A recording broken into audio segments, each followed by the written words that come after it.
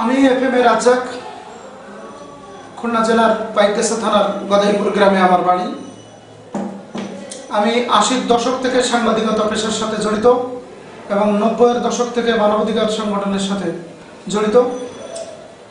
আমি পাক্ষিক গণমিছিল পত্রিকার সম্পাদক ও মানবাধিকার উন্নয়ন কেন্দ্র নামে একটি সমাজসেবা অধিদপ্তরের কর্তৃক নিবন্ধিত সংগঠনের পরিচালক। আমি বিভিন্ন সময় এলাকার নিরীহ মানুষের স্বার্থ অধিকার রক্ষায় তথা মানবাধিকার রক্ষায় অগ্রণী ভূমিকা পালন করেছি।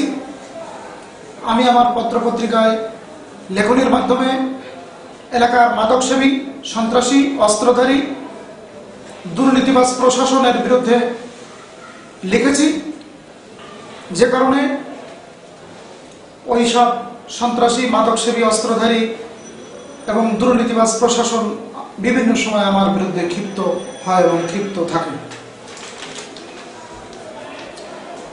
তারা ক্ষিপ্ত হয়ে ইতিপূর্বে আমার উপরে হামলা চালিয়েছে, আমাকে মিথ্যা মামলা দিয়েছে।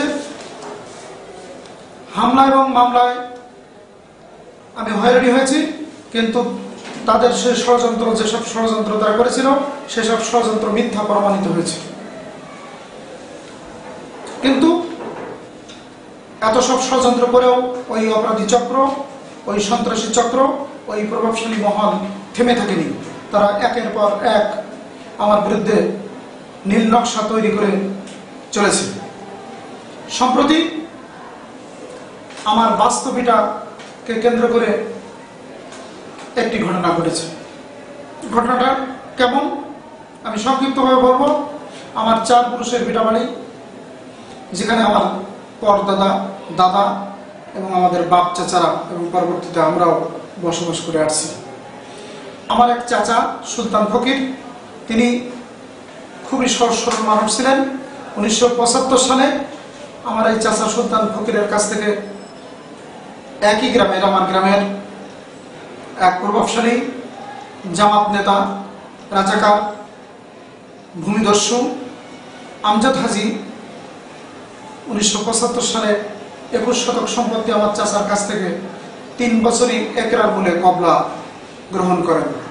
ওই একই দিনে ওই আমজাদ হাজি যেমন আমার চাচার কাছ থেকে কবলা দলিল করে নেন, তেমনিভাবে আমার চাচার বরাবর, সুলতান ফকির বরাবর আমজাদ হাজি একরার নামা 3 বছর মেয়াদী একটি একরার নামা দলিল রেজিস্ট্রি করেন, যা 3 বছর পরে বন্ধক মুক্ত হয় এবং বরাবরই বাস্তবিটা হিসাবে আমার চাচা বন্ধকলে ছিলেন মৃত্যুর পূর্ব পর্যন্ত।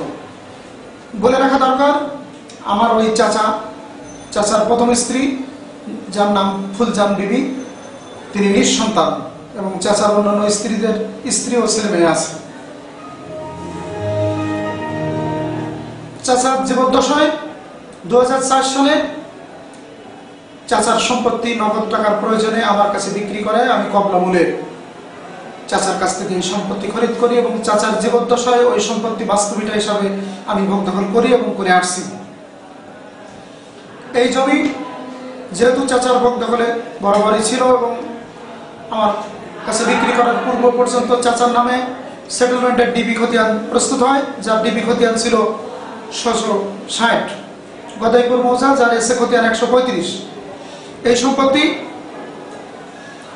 কবলা মূলে খরিদ করার কারণে চাচার নাম কর্তন করে আমি রেকর্ডের জন্য সেটেলমেন্ট অফিসে কেস করি।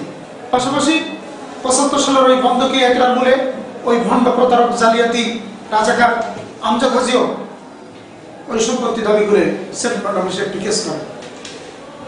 সেটেলমেন্ট অফিসে ওই কেসটি দোতর্ক শুনানি হয়।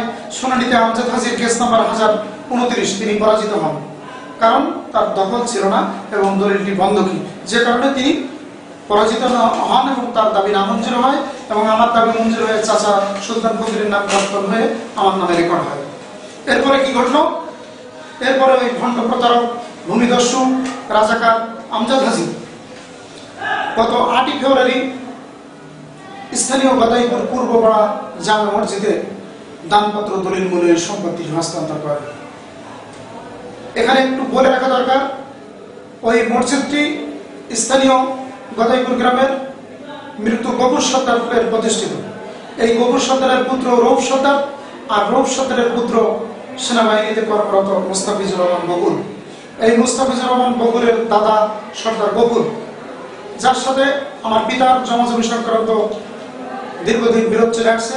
আমার পিতার মামাবাড়ির সমুদায় সম্পত্তি এই বকুল সর্দার নানা রকম ষড়যন্ত্র করে আত্মসাৎ করেন, যে কারণে আমার পিতা যখন শৈশবকাল, সেই শৈশব আমল থেকেই আমার পিতার সাথে এই মুস্তাফিজুর রহমান বকুলের দাদার পারিবারিক বিরোধ এবং কলহ চলে আসছে। সেই পারিবারিক কলহের জের ধরে গফুর সর্দার জীবিত থাকাকালে বিভিন্ন মামলা মোকদ্দমা ফ্যাসাদ ঘটিয়ে তিনি মৃত্যুবরণ করেছেন। পরবর্তীতে তার পুত্র আব্দুর রউফ সর্দার, তিনিও নানা রকম মামলা মোকদ্দমা ফ্যাসাদ আমাদের সাথে করে চলেছেন। সম্প্রতি তার ছেলে সেনাবাহিনীতে যোগদান করায় এবং এখন মেজর পদে আসীন হয়ে বগুড়ায় কর্মরত আছেন। এই মেজর বকুল ইতিপূর্বে ক্যাপ্টেন ছিলেন এবং র্যাবেও চাকরি করেছেন। আমার বিরুদ্ধে তার মাদকসেবী অস্ত্রধারী সন্ত্রাসী ভাই কাজল, সেই কাজল এবং তার অবৈধ একটা সন্ত্রাসী চক্র রয়েছে। তারা হলো রেজাউল সর্দার, অর্থাৎ এই মুস্তাফিজুর রহমান বকুলের চাচা, সামাদ বেহারা যে গাজাখোর, তার পিতার নাম নূর আলী বেহারা, নূর ইসলাম সানা যে একজন লম্পট এবং গাজাখোর, পিতা কেসমত সানা, ওয়াজেদ মল্লিক একটা ভবঘুরে এবং গাজাখোর, পিতা জহর মল্লিক, আব্বাস সর্দার যে একজন ভবঘুরে চুরি ডাকাতি যার নেশা ও পেশা, জিল্লা সর্দার আফসার সর্দার, পিতা নওয়াব আলী সর্দার যারা মামলাবাজ শ্রেণীর লোক, রজব বেহারা, নাজের বেহারা, পিতা মৃত্যু ইউসুফ বেহারা যারা বিভিন্ন মামলা মোকদ্দমায় জড়িত এবং ভবঘুরে ব্যক্তি, জামাল মল্লিক মাদকসেবী এবং গাজাখোর, পিতা শওকত মল্লিক, মুকাম ফকির, পিতা কালাসাদ ফকির মামলাবাজ, আজিজ সর্দার, শামসুর সর্দার যে পেশায় চোর, আমজাদ হাজি, পিতা মৃত্যু শুকুর হাজি যে ভূমিদস্যু, রাজাকার এবং প্রতারক ও ভণ্ড, এরা সমবেত হয়ে বকুল তার ভাই কাজলকে দিয়ে একটা সন্ত্রাসী চক্র সৃষ্টি করেছে। এই সন্ত্রাসী চক্র আমার বিরুদ্ধে নানা রকম কুৎসা রটনা করেছে। তারা কুৎসা রটনা করেই ক্ষান্ত হয়নি, তারা আমাকে হত্যা করার জন্য নানা রকম ষড়যন্ত্র করতে থাকে।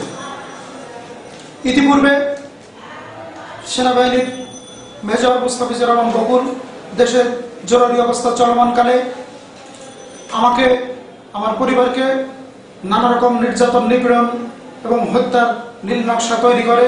সেখানে সেনাবাহিনী আমার বাড়িতে দফায় দফায় হামলা চালায়, আমাকে গ্রেপ্তারের জন্য, আমাকে আটক করার জন্য হন্যে বিভিন্ন স্থানে খুঁজতে থাকে। আমি প্রাণ ভয়ে পালিয়ে যাই।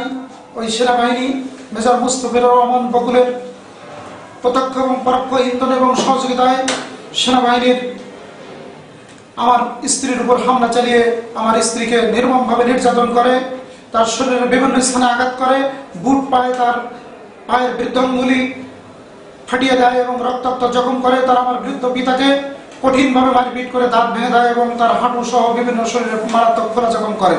তারা আমার সহযোগী এক সাংবাদিক খায়রুল ইসলামকে নির্মমভাবে নির্যাতন করে এবং তাদেরকে গ্রেপ্তার করে বিশেষ ক্ষমতা এনে জেল হাজতে পাঠিয়ে দেয়। আমি তখন পালিয়ে থাকি এবং পরবর্তীতে জরুরি অবস্থা প্রত্যাহার হলে, সেনা অবস্থান প্রত্যাহার হলে আমি আদালতের মাধ্যমে ওই সব বিষয়ে আইনের আশ্রয় নিয়ে আমি ফাইট দেই এবং সেখানে তাদের বিরুদ্ধে যেসব অভিযোগ আনা হয়েছিল সেসব অভিযোগ মিথ্যা প্রমাণিত হয় এবং আমার পিতা এবং আমার সহযোগী খায়রুল ইসলাম বেকসুর খালাস পায়। এখানে শেষ নয়, এরপরেও তারা থেমে থাকেনি। তারা বিভিন্ন সময় আমাকে নানা রকম ষড়যন্ত্র করে হত্যা করার জন্য তারা জড়িত থাকে। তারা অস্ত্রধারী রফি বেহারা, পিতা মৃত নওশরীর বেহারা যে কাজলের একান্ত সহযোগী, যে অস্ত্র মামলায় পুলিশ তাকে অস্ত্র সহ তার স্ত্রীকে এবং তাকে গ্রেপ্তার করে।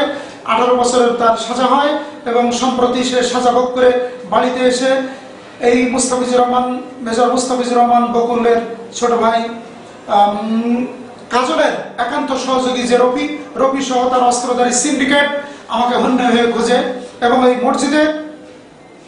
মসজিদে আমজাদ হাজি যিনি জমি 75 সালের বন্ধকি জমি কিনে ভুয়া সত্য স্বার্থবিহীন এই জমিটি গত 8 ফেব্রুয়ারি উনি মসজিদে দান করেছেন এবং ওই মসজিদের প্রতিষ্ঠাতা মেজর মুস্তাফিজুর রহমান বকুলের দাদা এখন ওই মসজিদের সভাপতি, সেক্রেটারি এবং সহসভাপতি সবই মেজর মুস্তাফিজুর রহমানের পরিবারের ভাই, চাচা এবং পিতা। তারা ওই ভণ্ড হাজি এবং রাজাকার আল বদর আল শামস প্রতারক আমজাদ হাজির সাথে একাট্টা ঘোষণা করে সন্ত্রাসী, অস্ত্রধারী এবং মাদক সেবীদের নিয়ে এলাকা একটি অপরাধী সিন্ডিকেট গড়ে তুলেছে। তারা আমার ওই জমি দখলের পায়তারা করে। তখন আমি থানা পুলিশের কাছে একটি দরখাস্ত করি এবং পাইকগাছা থানায় এই বিষয়ে একটি জিডি হয়, যার জিডি নম্বর 882, তারিখ 18/2/2011। পুলিশ ওই জিডি মোতাবেক তাদের বিরুদ্ধে কোনো আইনগত ব্যবস্থা না নিয়ে শুধুমাত্র এই অবৈধ অস্ত্রধারী এবং জালিয়াত সন্ত্রাসীদের বিরুদ্ধে একটি সতর্কীকরণ নোটিশ দিয়ে পুলিশ নিরাপত্তা পালন করেছে। এর আগে আমি আমার নিরাপত্তার দাবিতে পাইকগাছা থানায় আরো একটি জিডি করেছি, যে জিডি নম্বর 637, তারিখ 13/2/2011। এরপরও ওই সন্ত্রাসী চক্র থেমেছিল না। তারা আমার বৃদ্ধ পিতাকে, তারা আমার মাকে, আমার ভাই সাজ্জাদকে, আমার ছোট ভাই বদিউজ্জামানকে, তারা আমার ভাই বউ শেফালিকে, তারা আমার প্রতিবেশী কুদ্দুসকে, লিটনকে এবং সাহেব আলী মোড়ল, খোকন সর্দার, সৌরভ আলী সর্দার, জাকির সর্দার সহ বিভিন্ন লোক যারা নিরপেক্ষভাবে আমার নির্যাতন, অন্যায়, আমার উপরে যে অন্যায় করা হচ্ছে তার প্রতিবাদ করার কারণে তারা নির্যাতিত হয়েছে। প্রাণ ভয়ে গ্রামের নিরীহ মানুষ মুখ খুলে প্রতিবাদ করতে সাহস পাচ্ছে না ওই সন্ত্রাসী, মাদকসেবী, উচ্ছৃঙ্খল অস্ত্রধারী গ্রুপের বিপক্ষে। কারণ তাদের নেপথ্যে রয়েছে মেজর মুস্তাফিজুর রহমান বকুল। মেজর মুস্তাফিজুর রহমান বকুল তাদেরকে উস্কে দিয়ে এবং আসন্ন ইউনিয়ন পরিষদ নির্বাচনে যারা নির্বাচিত হওয়ার জন্য এইসব উচ্ছৃঙ্খল যুবক এবং মাদকসেবীদের কাজে লাগাতে চায়, তারাও একট্টা হয়ে আমাকে বাড়ি ছাড়া, আমাকে ভিটে ছাড়া, আমাকে হত্যা এবং খুন জখম সহ আমাকে পৃথিবী থেকে সরিয়ে দিয়ে আমার পরিবারকে ক্ষতিগ্রস্ত করার জন্য উঠে পড়ে লেগেছে। শুধু তাই নয়, আমার পক্ষে ওই গ্রামের যে কেউ কথা বললে, ওই গ্রাম নয় ওই পাড়ার যে কেউ কথা বললে তাকে লাঞ্ছিত করা হচ্ছে। ফলে প্রাণ ভয়ে কেউই মুখ খুলতে সাহস পাচ্ছে না। এমনকি আমার বাড়িতে আমার পিতা, মাতা, ভাই বউ কেউই বাড়িতে নাই। আমার দূর সম্পর্কীয় আত্মীয়রা আমার বাড়ি পাহারা দিচ্ছে, সকলেই প্রাণ ভয়ে পালিয়ে বেড়াচ্ছে। আমরা যখন পালিয়ে বেড়াচ্ছি সে সময় তৈরি করা হয়েছে একটি নাটক। কি নাটক তৈরি করা হয়েছে? আমার চাচা সুলতান ফকিরের 4 স্ত্রী, প্রথম স্ত্রী নিঃসন্তান এবং বয়োবৃদ্ধা, কর্মক্ষম। অন্য স্ত্রীরা তাদের পুত্র সন্তানাদি নিয়ে শশা পিত্রালয়ে অবস্থান করেন। সুলতান চাচা মারা যাওয়ার পর তার স্ত্রী ফুলজান বিবি আমার বাড়ির সামনেই রাস্তার উপর একটা টিনের ঘরে থাকে, যে টিনের ঘরের এক পাশে তালপাতার ছাউনি দিয়ে ছোট্ট একটা ঝুপড়ি করা আছে, যেখানে উনি রান্না বান্না করেন। গত 21শে ফেব্রুয়ারি দিবাগত রাতে যখন আমরা ওই সন্ত্রাসীদের ভয়ে পালিয়ে বেড়াচ্ছি, ঠিক ওই সময় রাত 1:30 সময় তারা একটা নাটক সৃষ্টি করেছে। কি নাটক?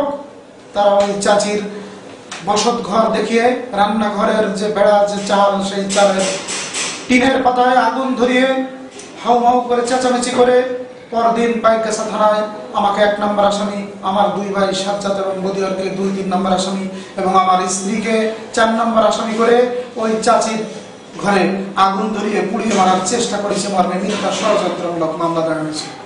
শুধু তাই নয়, ওই মামলায় উল্লেখ করা হয়েছে যে চাচি ফুলজান বিবি অসহায় এবং কর্মহীন, সরকারি সাহায্যে অর্থাৎ বয়স্ক ভাতা এবং আমাদের পাড়ার বিভিন্ন লোকজন বা আমাদের চাচা, আমার পিতার যাদের সাহায্যে সে জীবিকা নির্বাহ করে, যার কোনো সঞ্চয় নেই, সেই আমাদের বিরুদ্ধে অভিযোগ করা হয়েছে। সেই চাচির খাটের দশকের তলায় 18,000 টাকা সঞ্চিত টাকা ছিল তার, সেই টাকা নাকি আমরা চুরি করেছি।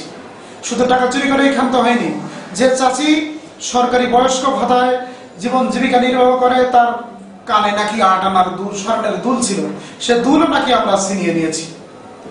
এত ডাহা মিথ্যা নাটক সৃষ্টি করে থানায় একটা এজাহার দেওয়া হয়।